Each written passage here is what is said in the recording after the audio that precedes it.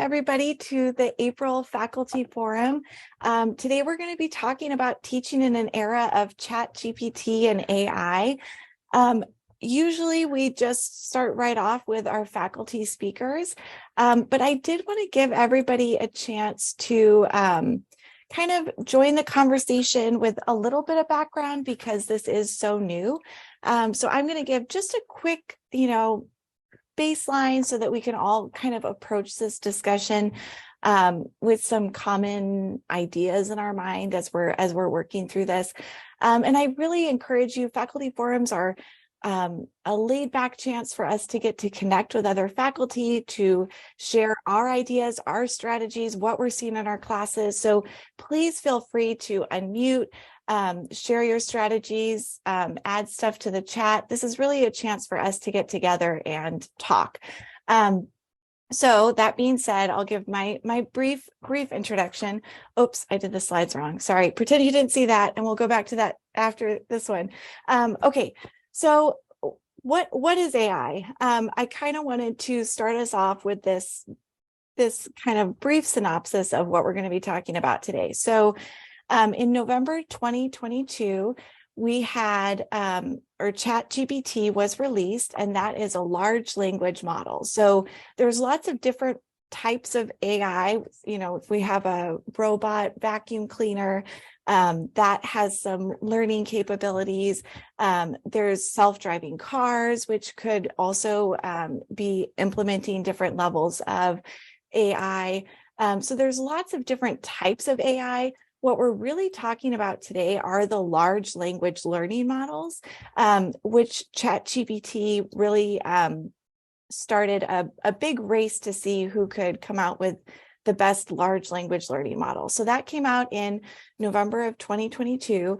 And the first version of it scored about 10% on the bar exam. So it scored in the 10th percentile, not good enough to become a lawyer.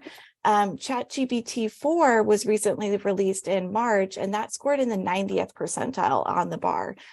So that could become a lawyer. Some things to consider, though, is that version is currently a paid subscription, not a big surprise there.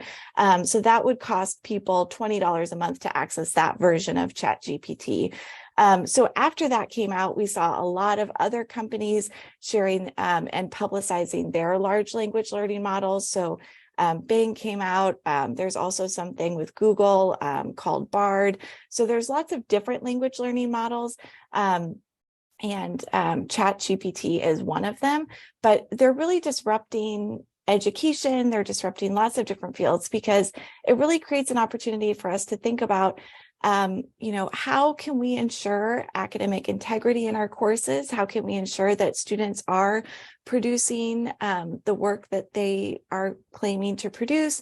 How can we integrate this so that we can help prepare students for a world in which being able to get really high quality written pieces out of large language learning models might be a skill that they're using in their future careers. So there's lots of opportunities for us to think about. This is where we're going to go to the previous slide. Lots of opportunities for us to think about the benefits that we can harness from these large language learning models in our courses, as well as some of the constraints, some of the issues that we're going to have to face and think about what this means for teaching and supporting student learning. So that's kind of my big, guiding overall approach. We have some faculty speakers that are here today, and Ariel is our first faculty speaker. So Ariel, if you want to just share your thoughts about ChatGPT, how you're approaching it, and we'll go ahead and get started.